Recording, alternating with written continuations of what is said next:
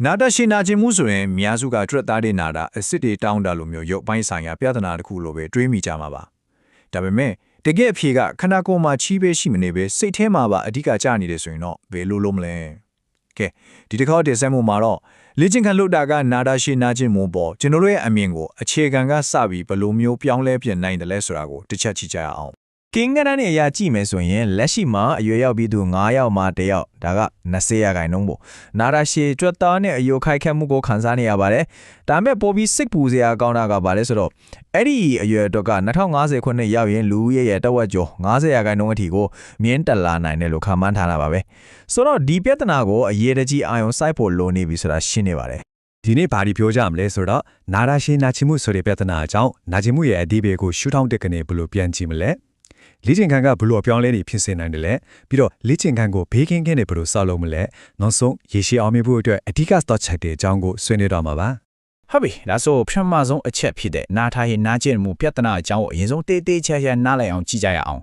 ်ဒီပြဿနာကရုပ်ပိုင်းဆိုင်ရာခံစားမှုတစ်ခုတည်းထက်အများကြီးပိုနှဆိုင်ပါတယ်တကယ်တော့ဒါကတန်တရားလဲနေတဲ့ဒုက္ခတစ်ခုလိုပါပဲအဲ့ဒီတန်တရားကဘလို့အထုလုပ်လဲဆိုတာကြည့်လိုက်ကြစို့ကဲအရင်ဆုံးအခြေခံအသေးပဲဖွင့်ဆိုချက်ကိုရှင်းရှင်းလင်းလင်းသိထားဖို့လိုပါတယ်။နာရာရှေးကြတာအယုတ်ကြိုက်ခဲမှုအတူကောက် CMP ဆိုတာဘာလဲဆိုတော့ကိုခန္ဓာရဲ့အယုတ်အစစ်ဒါမှမဟုတ်တိရှူတွေမှာ3လထပ်ပို့ပြီးစက်ကိုက်နာခြင်းကြိုက်ခဲနေတဲ့အခြေအနေကိုဆိုလိုတာပါ။အခုပြောမယ့်အချက်ကတော့လေစိတ်ဝင်စားဖို့ကောင်းပါတယ်။နာရာရှေးနာခြင်းမှုရဲ့တကယ်တရားခံက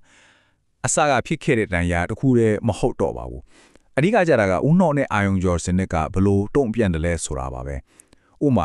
ာလှရှားရမှာကြောက်လာတာနာကျင်မှုကိုအစိုးဆုံးဖြစ်မယ်လို့ကြိုတွေးပြီးဆိုရင်ဒါစိတ်တက်ကြလာတာမျိုးတွေပေါ့ဒီအချက်တွေအလုံးပေါင်းပြီးအရန်ကိုအထိမခံဖြစ်လွယ်တဲ့အချက်ပေးစနစ်တစ်ခုကိုဖန်တီးလိုက်တယ်အဲ့ဒီအခါမှာအစိုးမရှိတဲ့နာကျင်မှုတန်တရားထဲမှာပဲပိတ်မိသွားတော့တာအဲ့ဒီအချက်နဲ့ပဲဒီတင်ဆက်မှုရဲ့အဓိကအချက်ကိုရောက်လာပါပြီ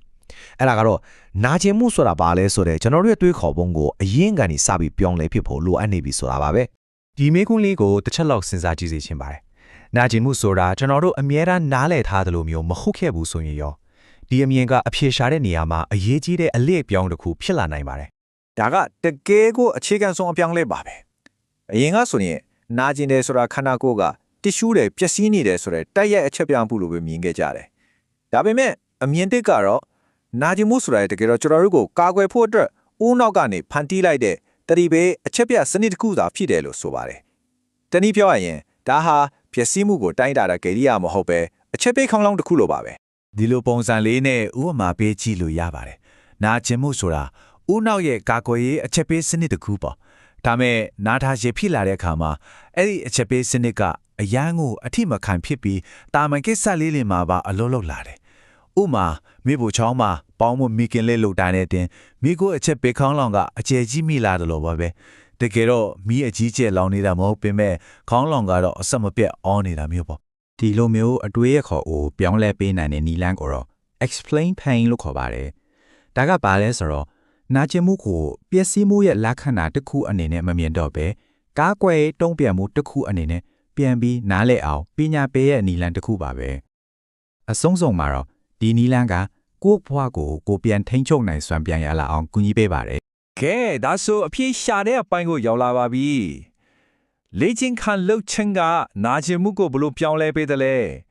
ဲဒါပေမဲ့အဲ့ဒီကြိုကျေစုတွေကကျွန်တော်တို့ထင်ထားသလိုမျိုးတော့ဟုတ်ချင်မဟုတ်ပါလိမ့်မယ်အခုပြောမယ့်အချက်ကတော်တော်များများကိုအန်အောသွားစေနိုင်ပါတယ်လေ့ကျင့်ခန်းလှုပ်လို့နာကျင်မှုတက်တာလာတာဟာကြွက်သားတွေပေါ်တန်မာလာလို့ဖြစ်စေပိုပြော့ပြောင်းလာလို့ဖြစ်စေတိုက်ရိုက်ဆက်ဆိုင်မှုမရှိပါဘူးတဲ့ဒါဆိုရင်တကယ်အကြောင်းရင်းကဘာများဖြစ်မလဲ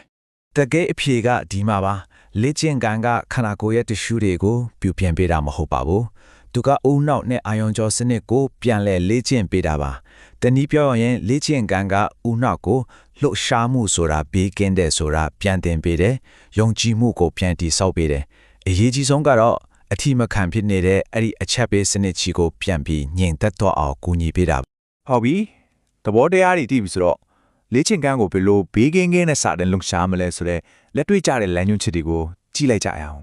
အစားပိုင်းမှာတော့လုံရှားဖို့ဆိုတာခက်ခဲတယ်လို့ခံစားရနိုင်ပါမယ်ဒါပေမဲ့ဒီရိုးရှင်းတဲ့အဆင့်3ဆင့်ကဖျားမများပဲစီမံခန့်ခွဲနိုင်အောင်အများကြီးကူညီပေးပါလိမ့်မယ်ဒါတော့အရန်ကိုအရေးကြီးတဲ့စီမင်းချက်ကိုပါဘ ဘေးကင်းတော့မတတ်မတာဖြစ်မှုစီမင်းပေါ့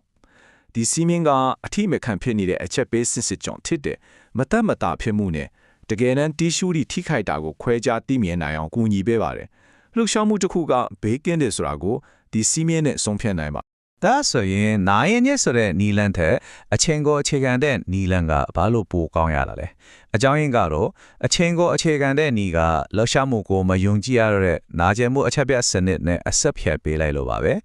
နာရင်ညက်မဲ့ဆိုတဲ့အတွေ့ကကြောက်စိတ်ကိုပိုခိုင်ပါစေတယ်9မိနစ်လုံးမဲ့ဆိုတဲ့ပန်းတိုင်ကတော့နာကျင်မှုအတက်အကျတွေရှိနေတဲ့တောင်မှလှရှားမှုကဘေးကင်းတဲ့ဆိုတာကိုဥနာစီပြန်ပြီးတရင်ပို့ပြီးနေတယ်လို့ပါပဲ ကဲနောက်ဆုံးပိုင်းအနေနဲ့ရေရှည်အောင်မြင်မှုတော့အမြဲတမ်းမှတ်ထားတဲ့လက်ညွန်အခြေခံမှုတွေကိုအချင်းချုပ်နေတဲ့ကြီးလိုက်ကြရအောင် အောင်မြင်မှုအတွက်အဓိကကြတဲ့စစ်ဆေးရမယ့်အချက်တွေပါပဲပထမဆုံးနဲ့အရေးကြီးဆုံးကတော့လှုပ်ရှားမှုဟာဘေးကင်းတဲ့ဆိုတာကိုအမြဲတမ်းရနေဖို့ပါပဲနာကျင်မှုကိုတစ်ကနေစံအထိအမှတ်ပေးနေမယ့်အစားဒါကောင်ကဆက်လုပ်ဖို့ခါနိုင်ရရှိသေးလားမရှိတော့ဘူးလားဆိုတာကိုပဲသုံးသပ်ပါ